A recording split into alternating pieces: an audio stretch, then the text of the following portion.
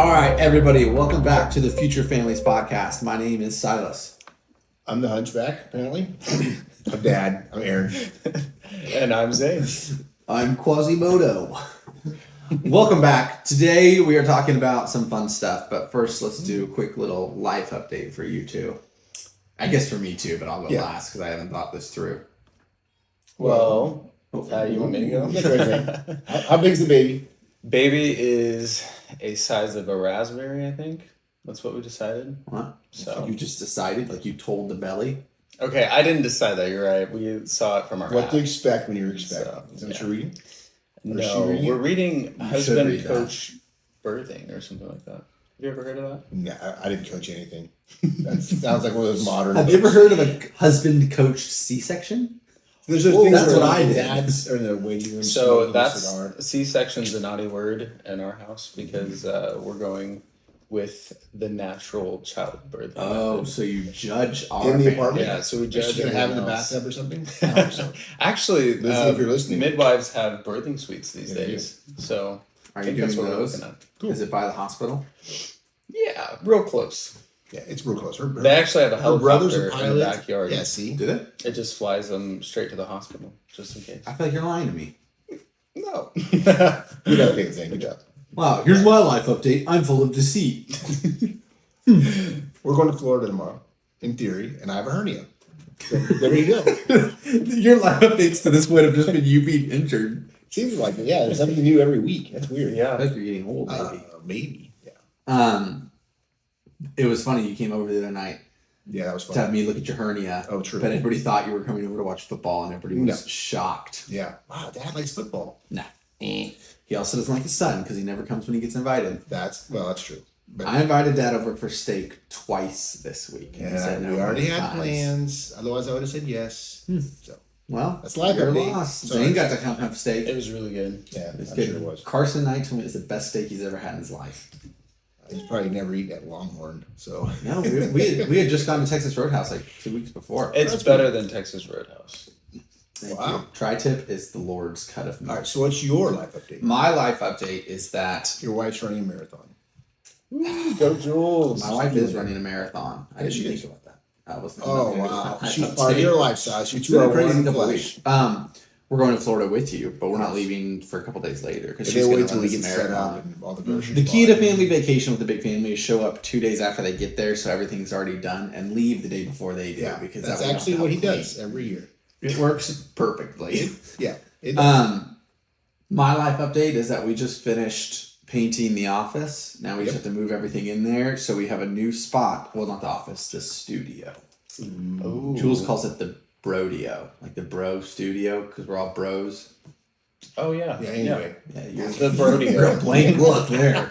Anyway, shout out to Jules. So for then that you could great actually comment. be in the room with us when we're recording instead of having you in a satellite location. I'm That's not true. in a satellite location. She's but actually apparently it right looks like here. this. Oh, dang it. So Silas is too far away. I hunch over. Zane apparently is pretty much perfect. Take I a think good everyone look is afraid to hurt around. my feelings. Yeah, probably. Yeah. If you look around, you really like what you see. It's gone. It's done. So You really like this is the this last time in this, tan in wall this back setup. We're working on it. Okay, white. In what world is this I tan? don't know.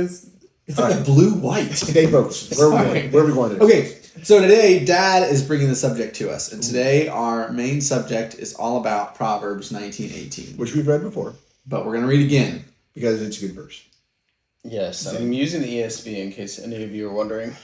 Proverbs 19:18 says, "Discipline your son, for there is hope. Do not set your heart on putting him to death."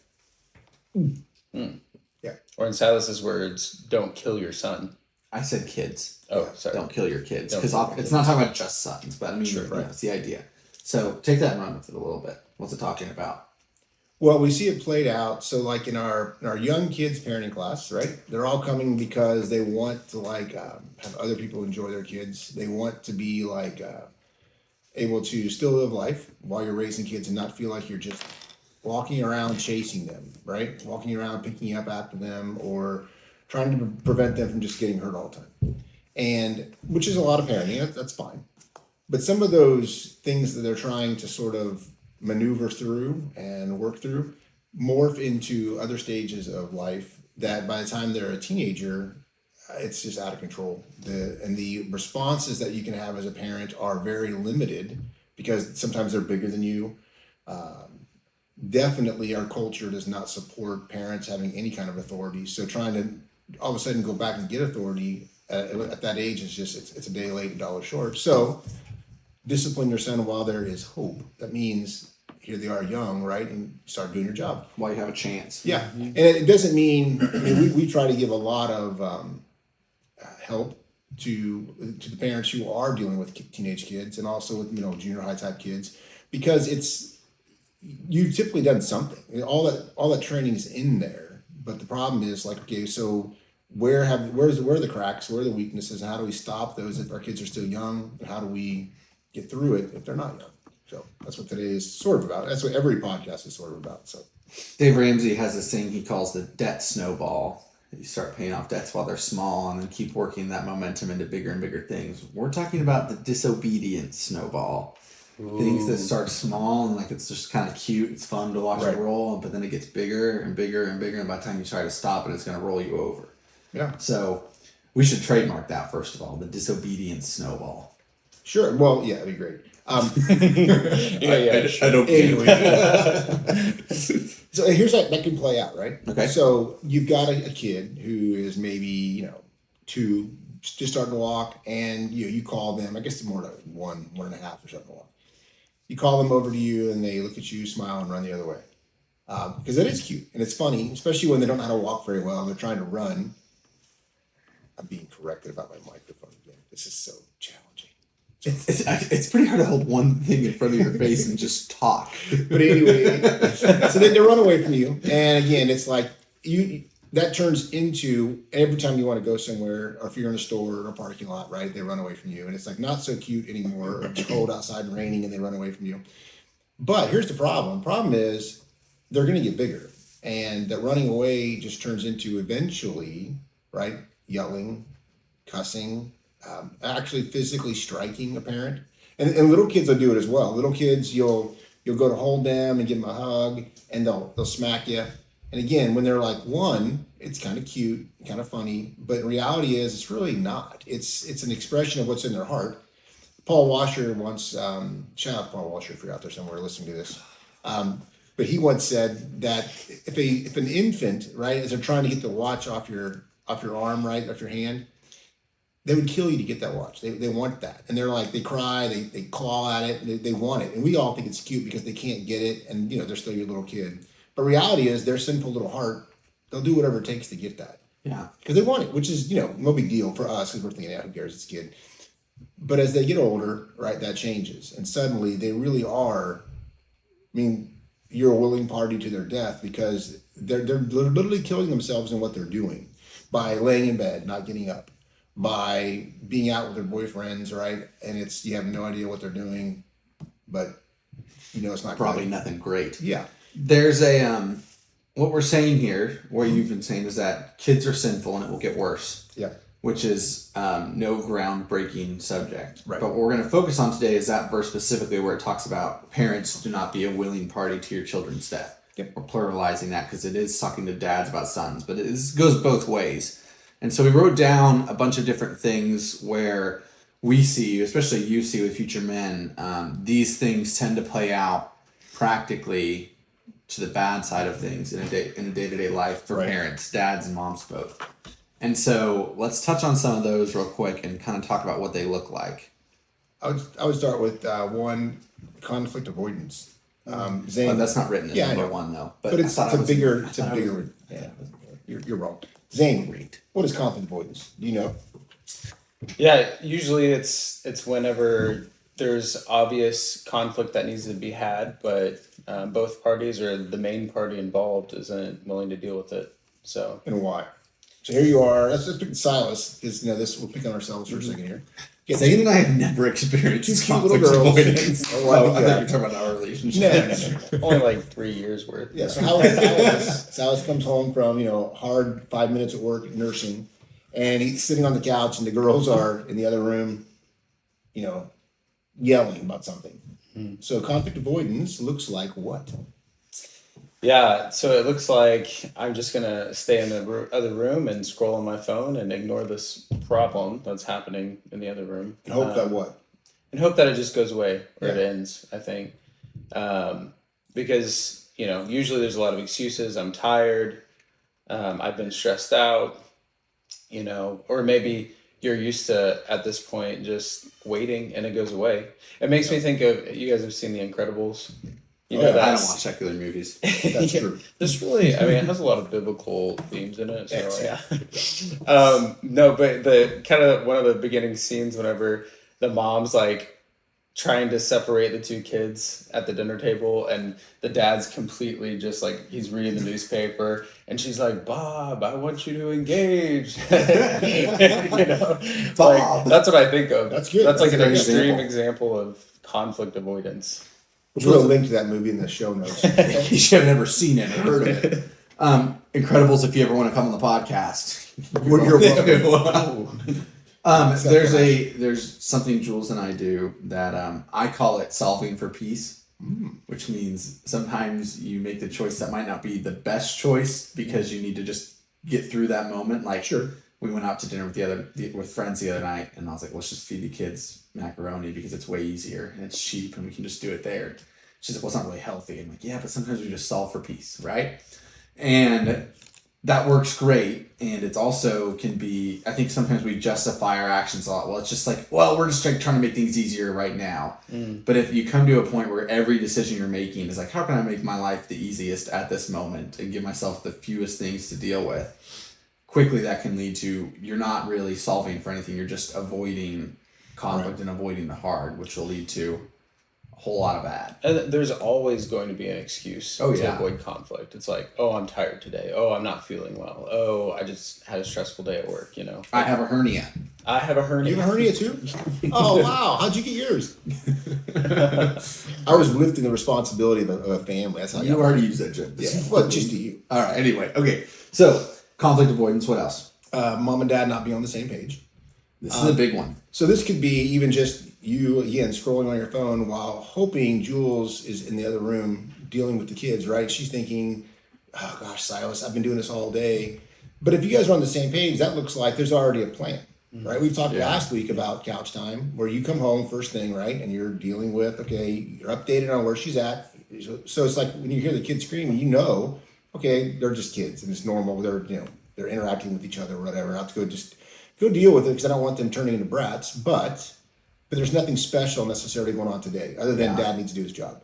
Or, yeah, one of them is sick. One of them, literally, there is some type of real reason, let's say, and they're infants, so it's like you have to be gracious there too.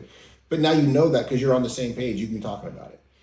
The other part of being on the same page would be simply how are you going to deal with discipline issues? If you come in and just grab the kid and just distract them, give them a different toy, throw them in the air and play with them, make them happy, right? And mom's thinking, no, we need to actually discipline for what they're doing, and then do whatever you want, have fun. Yeah. It's like that turns into basically that's how it starts, but it turns into the kids playing mom against dad, or dad against mom, right? This really is bad in divorce situations where they realize I can get whatever I want. I just gotta pit one against the other. Now they don't realize they're actually slowly losing both. Yeah. But we're pretty selfish people. If we think we get what we want, well, it's kind of worth losing both. I mean, that sounds terrible, but that's kind of Well, that's we're what at.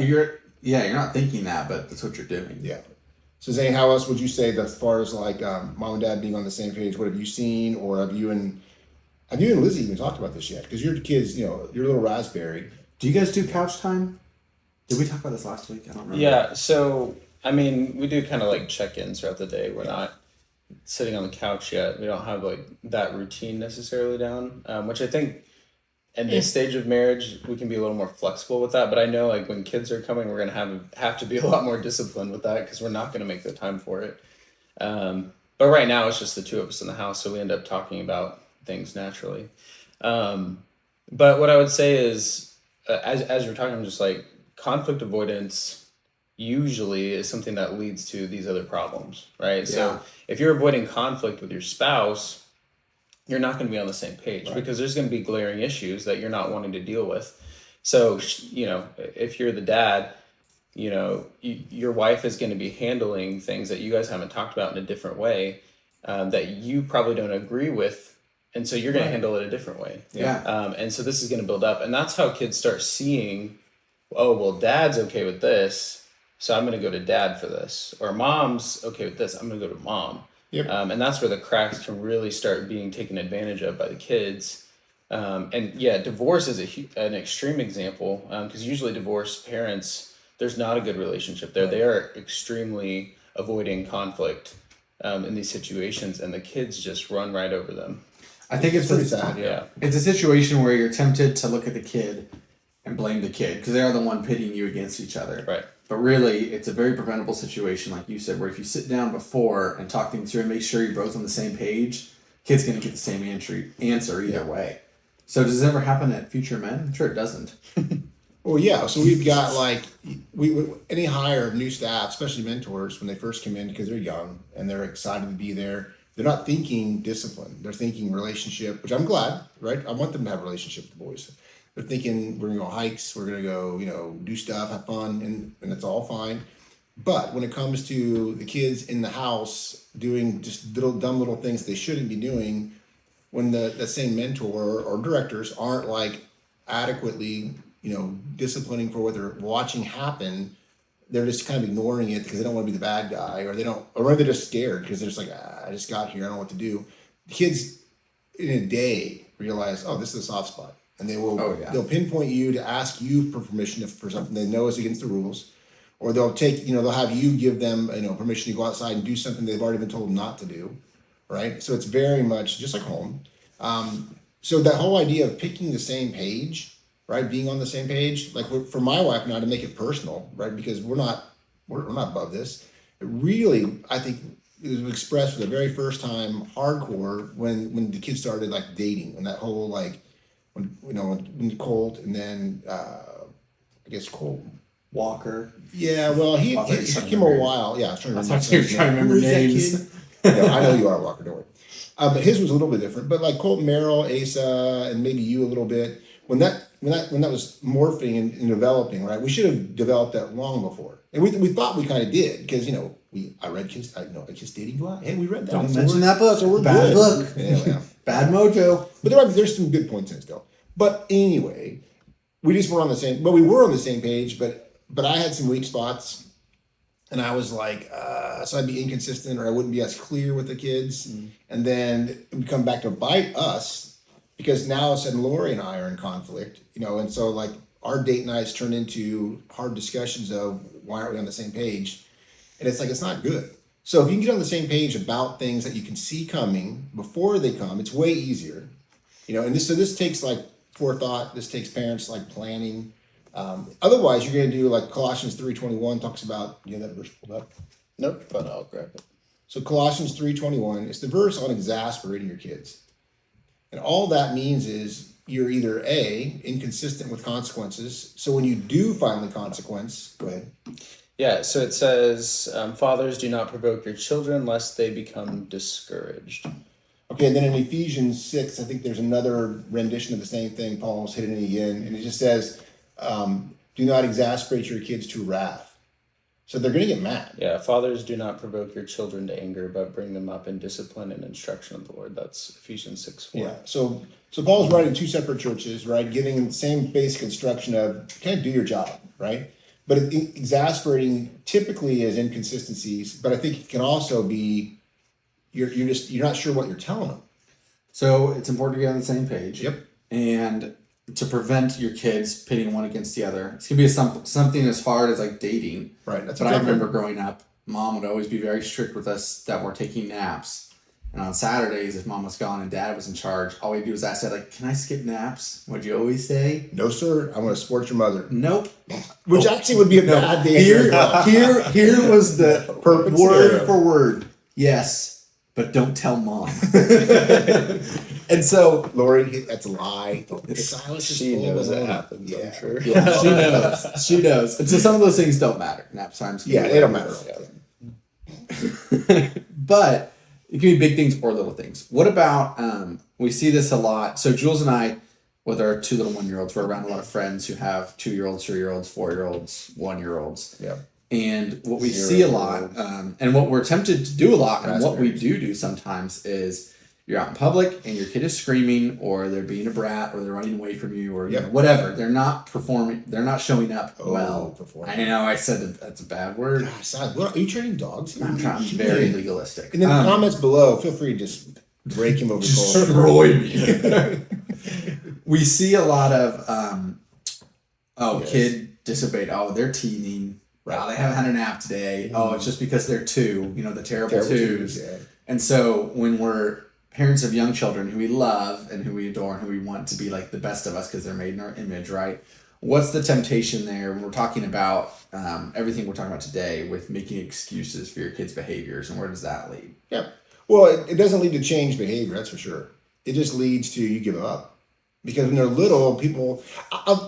here's a little like life exposure maybe, right? When you tell somebody, like let's say you're at church. Now, again, like we said last week or I don't know, sometime, training doesn't need to happen at church. Training doesn't need to happen when you're, over at your, your parents' house having dinner, unless you've arranged this ahead of time, that's fine. Or at your friends, for a football night. Yeah, you're going to make some exceptions. Like you said, give the kids macaroni. It's easier. Just kind of shut them up for a minute, just so we can be, we're in a nice restaurant. Mm-hmm. People around you aren't interested in your training methods. This has to happen at home. Very true. Yes. But anyway, what was the question? It's my hernia. I can't help it. Talking about making excuses, actually. Which, right. Ooh, could make The hernia. So the making the excuses thing. Oh, I know what I was going to say. So nobody believes you.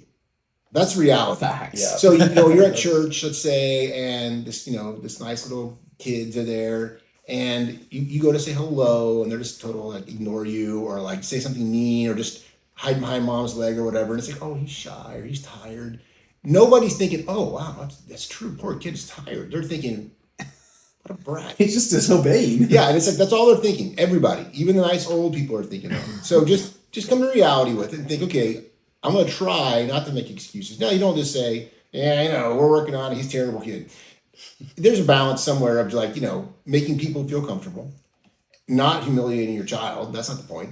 But it's a good reminder of, okay, this is something we need to work on. And, Lori used to like, there's different girls and have been in part of her life over the years where, sort of like, not sort of, I guess, but mentoring and like in parenting ideas.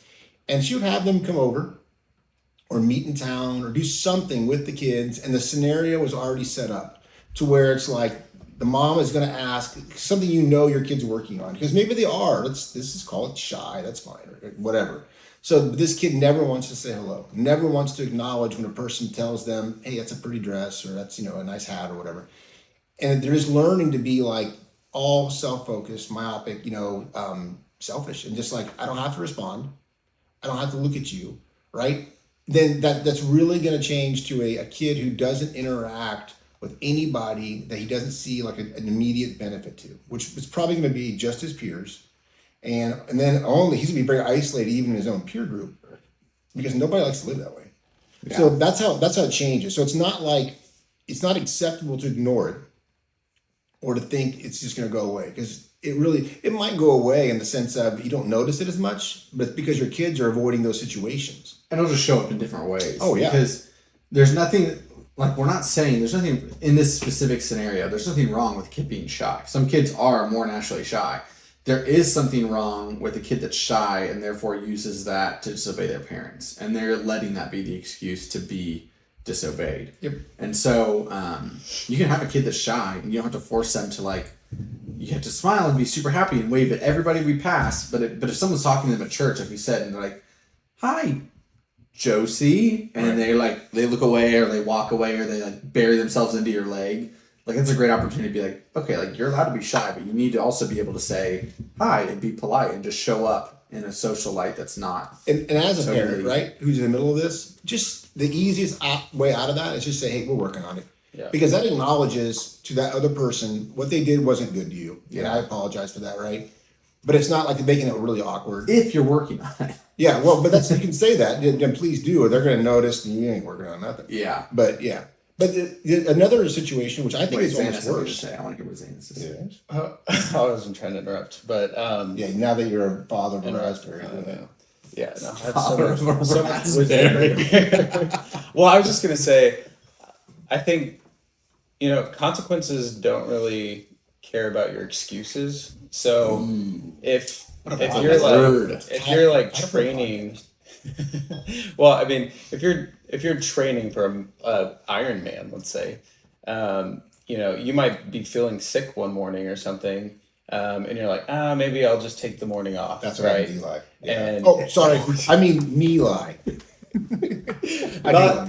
Getting back on track. Not that I've ever trained for an Ironman, but whenever you're training for something, like you can make all the excuses you want, but it doesn't mean that the consequences won't come. So, as a parent, you have to weigh that out and think, okay, I could make an excuse for this behavior, but it's still going to impact us. It's still, like I'm not making that go away. And it may make you feel better in the moment, but yeah.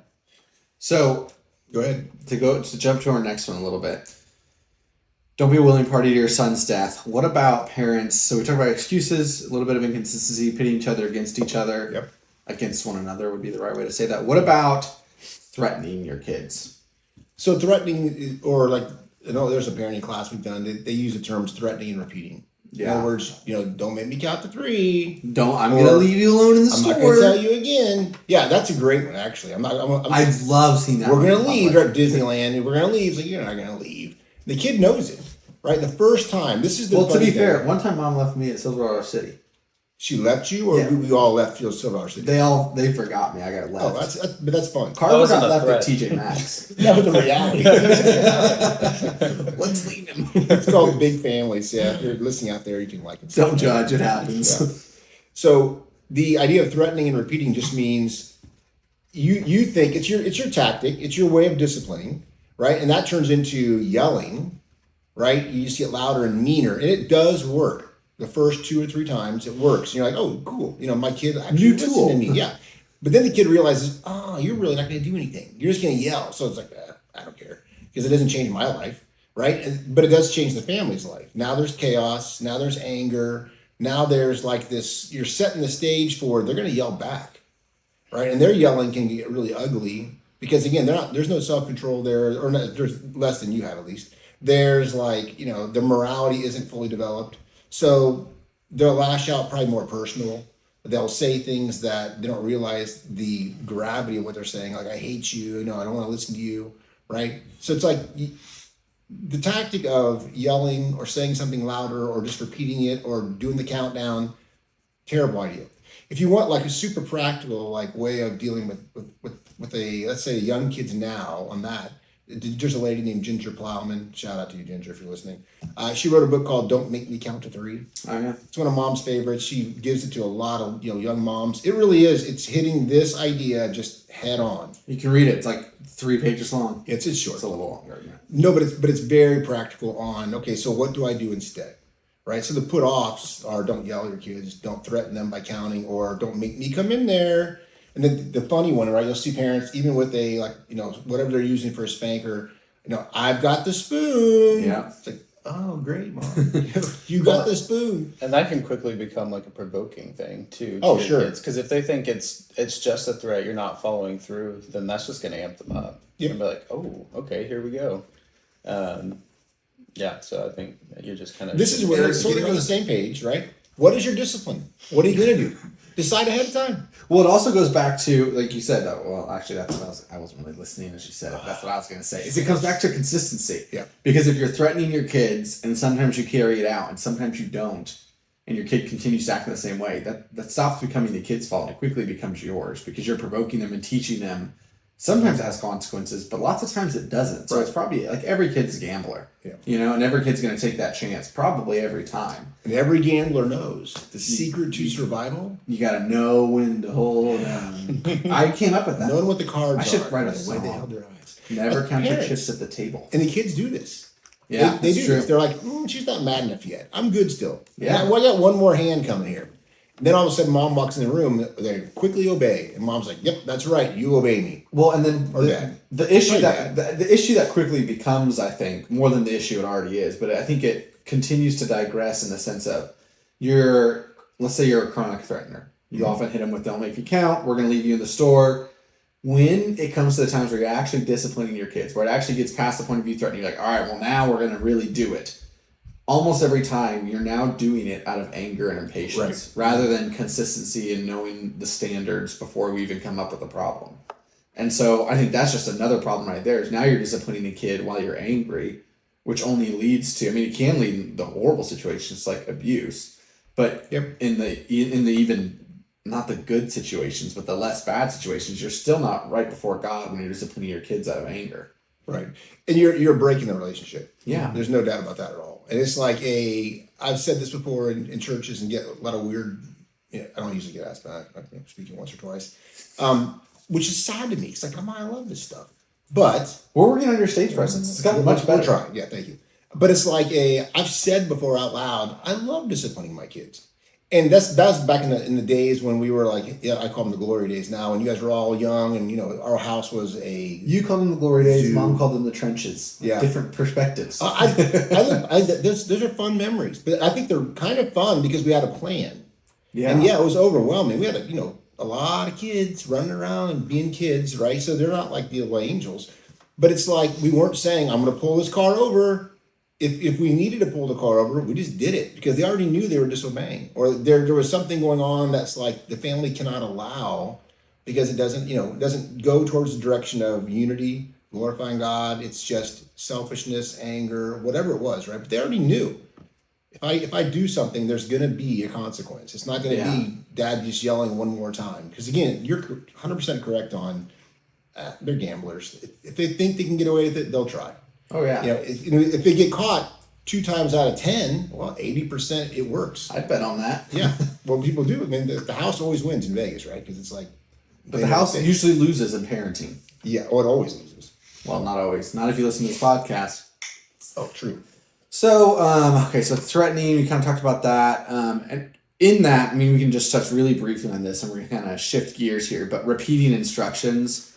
So sort of the same aspect, same grain of parenting is the parents that are like having to repeat what they said 3 times. Like, no, we're leaving now. Right. So the thing to train the kids in, right? There's even like in the Growing Kids series, they say give the kids a 5-minute warning. Yeah. Right. You're training them to understand. Yeah, there's an end to every activity.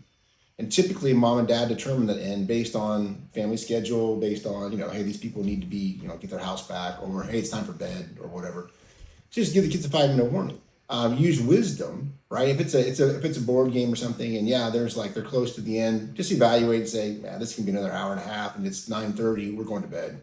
So just say, hey, next 5 minutes from now, we're wrapping it up. So just get your head in the right space, or next point wins, whatever.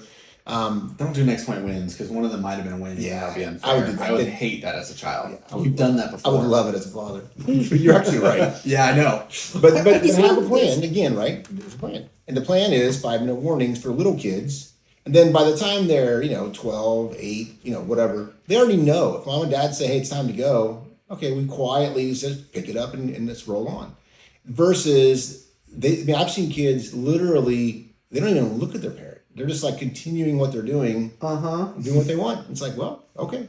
But the problem with that is, again, now they're 15, 16, 17, and you're asking them to come home at a certain time, or you're asking them not to be with certain friend groups, or you're asking them for transparency on their grades at school, or why weren't you at work, your boss called, or whatever, right? Or even with the phones, they're fooling you on the accountability with Life 360 or whatever it is that you're trying to sort of keep the house under some control. It's all just changed into a new type of disobedience, but it's the same basic heart. And the heart is, I do what I want. You haven't trained me to consistency, so I'm good. Nothing. Why are you mad now? I've been doing this for years. Right? I think what happens is, as you're talking about with all of these things, you're training your kids to either trust you or not believe you. That's a good word, yeah. And so, but the danger in that is, besides the fact that they're just they don't have respect for you in their heads because they're like, well, they're really not going to spank me. They're really not going to ground me for a week. It'll be a day, and then they're going to lose all their gusto they have right now just because they're angry.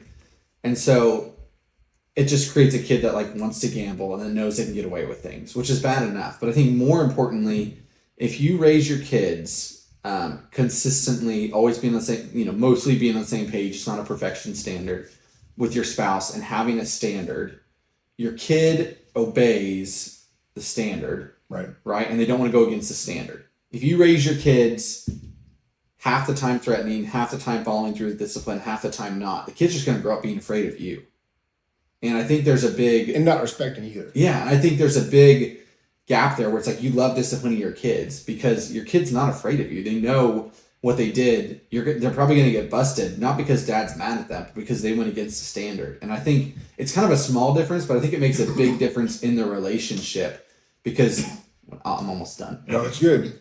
But because it puts the kid, it puts the responsibility of the sin and the consequence on the kid, which is where it should be because they're the ones that sinned. Versus, dad spanked me this time, but he didn't last time. Yep. Well, now I just hate dad because he lied to me and now he's angry, so now I get spanks. Mm-hmm. And I think it's a big difference. So maybe this is the ending point, I don't know. But you had a guy write in, and this is actually real. Oh yeah, so we're actually live now, right? So it's kind of cool.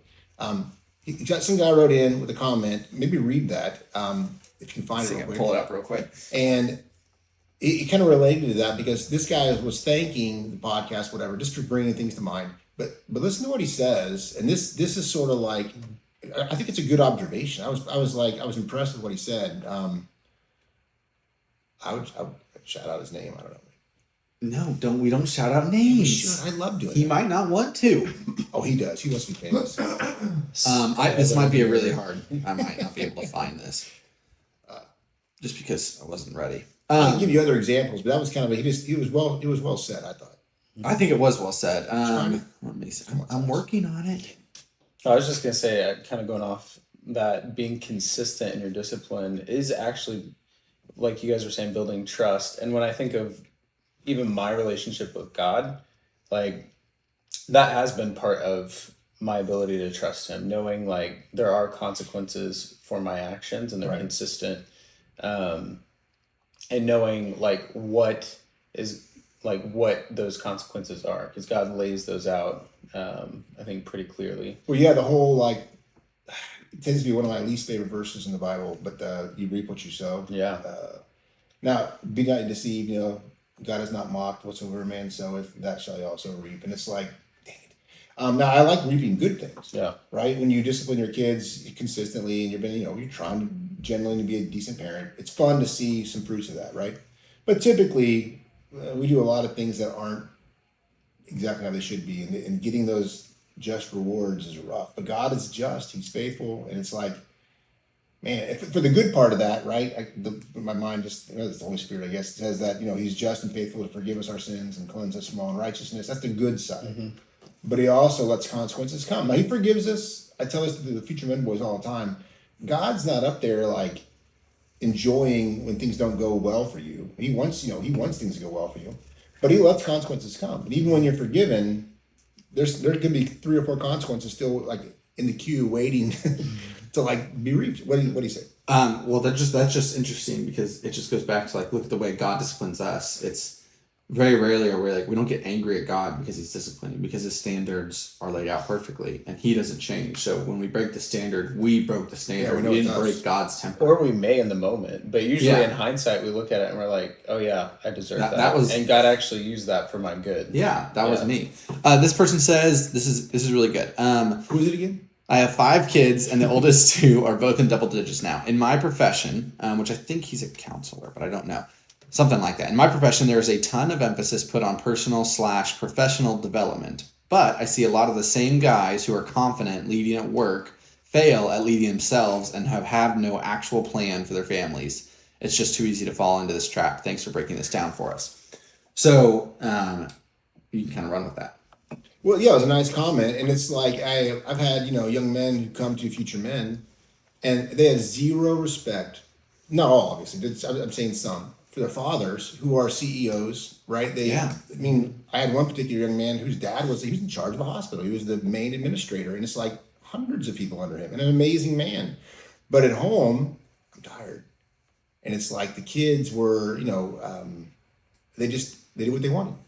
And it was easy at some point because you could put in front of them a distraction when they're little, TV, nowadays a tablet, right? It's like, it would be hard to be a parent nowadays because there's so much stuff that takes the place of you. Well, and it's interesting. I keep going back to the same thing, but if you're that CEO, right, and you're raising up somebody to take your spot, and you're seeing things in their life and in their professional work environment, you're like, oh, that's going to lead them down the wrong way real quick. Oh yeah. You're going to pull them aside and be like, hey, I'm telling you this because I really want you to do well here. And same aspect in disciplining. If they do something that goes against company policy, boom, it's like you don't get away with it. You have to get, like, we got to go to HR, do whatever it takes to figure this out. And they don't hate you, and if they do, it's probably it is a character problem on their end. Right. But it's like, this is just a standard. Sorry, we got to do this for everybody. But then when we get home, that all goes out the window, and it's like, the standards. I mean, good luck guessing. It depends on what my mood is today.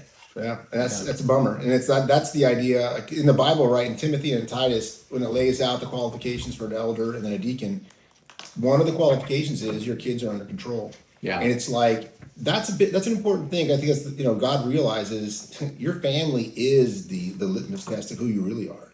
Yeah, you might be doing good in business, and that's great and all, right? And it's one of the things we do to provide for our families, but it's not as important as your family. So being on time, being consistent at work, yeah, keep doing that. But like those principles need to be happening at home too. It's like home is your primary job. Some of the young men that I'm discipling right now, I think of one guy in particular, his job wears him out. He's a mechanic. It's tough. It's hard. I always make fun of him. Like, dude, you go home, those two cute little girls you got, that's your job, brother. And it's like, you can't be off your game. He has cute girls. Because you will pay for it. You will definitely pay for it. Yeah, and girls they're cuter than guys, sorry. But they're no different. They're still rough sinners, man. So yeah, you just gotta start today. Even if they're 14 or 15, start today.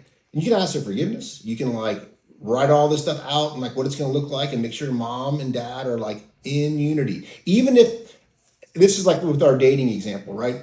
Even if you're we have to compromise the standard a little bit in one of the parents' eyes, because that maybe in our situation, this is just that's asking too much, right? I thought. And if we did that, because maybe Lori really wanted that particular standard set, I wouldn't uphold it right. Or the kids are going to sense hesitation, a weak spot, right? Mm-hmm. And that makes them mad at mom. And it's that's not good for the marriage. That's definitely not good for the kids' relationship with mom and dad. And they're gonna look for that weakness, right, to get what they want, which is just more time with whoever they're dating, or more freedom, or lack of accountability, whatever it is they're wanting. They're gonna find the weak spot. So just take it away. Either A, don't hold the line as firm if you're not going to mean it, right? And just make sure you're both on that same page. And until you get there, don't pretend to be there, because the kids, they just know it. And then, man, it's rough. It's just rough. The disobedient snowball rolls quickly. Yeah. And we're kind of nearing the end here. So a couple things real quick. First of all, you said start today. Don't put it off, whether your kid is 15 or 4. And if that snowball, so to speak, has been allowed to roll for a long time, it's going to be a lot harder to stop those things than a 15-year-old, which is why there are places like Future Men. Yeah. But it doesn't mean you're too late. Yeah. Are you late? Maybe, but not too late. You're never really too late, because at the end of the day, it's about God working in your kid's heart, not you working in your kid's head. And so don't be discouraged. But as you hear us talk about these things, and you could be sitting there wondering, well, my kid does this. Is that sinning, or is that a problem? Is that something I need to address, or is that just personality? And when it comes to things like that, you can have really hard questions, but send them in. Just send us an email. It'd be fun to dissect it and run into it, because you've done this with 400 plus students. Plus, you've led a parenting class from the moment I was old enough to remember. We always have a parenting class going on at the house, and there's a million before you. Really, I met a kid the other day who's my age, who his parents went through your class 20 years ago. And it's just kind of funny. And so you've seen a lot of toddlers, and it's easier for you to be able to tell, oh yeah, that's it looks cute or it looks innocent, but really that's bad. Or that looks bad, but it really is just kind of a things Right. kids do, and Yep. you just can't get Childishness over it. versus foolishness. Or whatever. Yeah. So send in your questions. Our email address, it'll be in the notes too, but it's futurefamiliespod@gmail.com. Send us any questions you have, comments, concerns, tips on what we can be doing better. How to not hunch over. Good Speaking to the fall, mic. good fall recipes. What? I'm sorry, I got distracted. Jules made a squash soup the other day. Oh, Pretty my. good. It's butternut. You thought you'd like that. I do, but But not on this podcast. Not relevant. Sorry. I'll keep that'll be okay. on the Silence cooking spoken. show. So send us parenting questions to futurefamiliespod@gmail.com. Also, join our community if you haven't already, because it's where you can ask questions like this and not just get answers from him or us, but also from other parents who are in the same boat dealing with the same things. Because every parent thinks their kids are different, but really most parents have very similar children, but yeah. they just don't realize it. You can join our community. It's free right now, but it won't be free forever. It'll be the #1 link in the show notes. And then if you're listening on Spotify, check out our YouTube. And if you're listening on YouTube, check out our Spotify. Subscribe. Please leave reviews and comments, and then share it with your friends, because that helps us grow and hopefully help more parents. Yep. Anything else? I was just gonna say, I think it needs to be emphasized and an encouragement to any family that maybe that person that's like, I need to start this today. I've been missing this. Be willing to humble yourself and go to your family and be like, I'm sorry, I should have been doing this. If you see that, don't feel like you're held captive by your past mistakes and like, I can't turn the ship now. If you just go to your wife, go to your kids, and you say, hey, I should have been doing this, that we're going to change this. It's going to be hard for everyone. But I think when you actually like voice that, instead of just trying to pull a quick switcheroo and force everyone to change and they don't understand why. They see it as your latest attempt to just, whatever. Just own it and change direction. Not next episode, but next week, I think we'll probably do a podcast on, because we were going to talk about it today, we kind of ran out of time. We talked a lot about the bad things today, what we call like the put-offs. So we'll probably do an episode on how to have that conversation very practically, and then what do you put on? You don't make excuses, you do what? You don't be inconsistent, you be what? We'll talk about that next week. Not next episode, but next week. So come back for part 2. I'll be here. Oh, I was hoping you would say goodbye. Goodbye. We'll see you next week. Bye. There you go.